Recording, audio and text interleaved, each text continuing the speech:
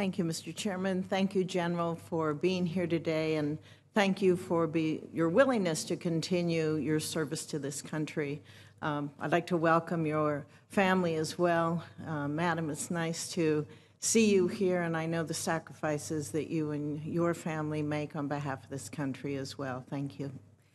General Cotton, a lot of times in this committee and on the subcommittee of strategic forces, our main focus is on modernization of our triad. We also try to gain a fuller understanding of the future needs that our military must have to provide for national security.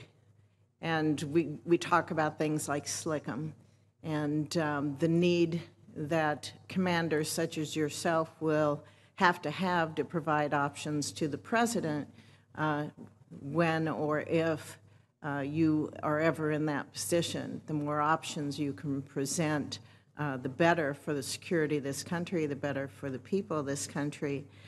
But also under the duties and responsibilities of the STRATCOM combatant commander, we need to look at the importance of NC3.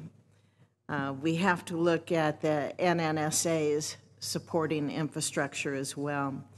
So, General, I think that when we talk about nuclear modernization, and we have that focus on the triad, on the weapons systems, the warheads, we shouldn't forget. We should not forget about NC3, the architecture, as well as the scientific and production infrastructure of NNSA. Can you talk about how important these elements are to the deterrent and the modernization challenge that we're seeing in these areas as well? Senator, I'd love to. You know, I'll start with NC3. I know there's members of the committee that says it's the fourth of the triad, right? It's the quad. I've heard folks say that. I call it the tapestry.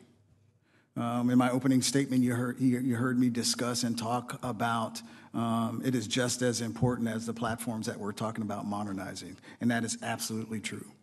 The good news is it is still it's a resilient system today.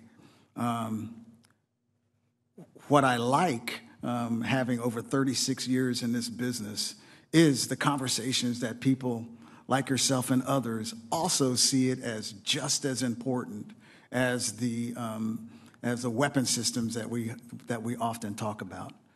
If confirmed, I'd use my authorities. As everyone is aware, the NEC, or the NC3 Enterprise Center, that is located within Strategic Command, and the Commander Strategic Command having kind of oversight, delegated oversight authorities to be able to kind of make sure that we as a department are looking to ensure that we are modernizing with next-gen technologies. I call it NC2 over assured comms, to ensure that we have the state-of-the-art NC3 systems that we need for not only today, not only midterm, but the future. And that is going to be absolutely critical for us, because I guarantee you that I want to ensure that we always outpace our adversaries who are also paying attention to our NC3 systems. STRATCOM also has significant responsibilities for the electromagnetic spectrum operations. Can you describe some of the challenges in this mission area and what STRATCOM is doing to help rebuild the force structure and the capabilities that we need?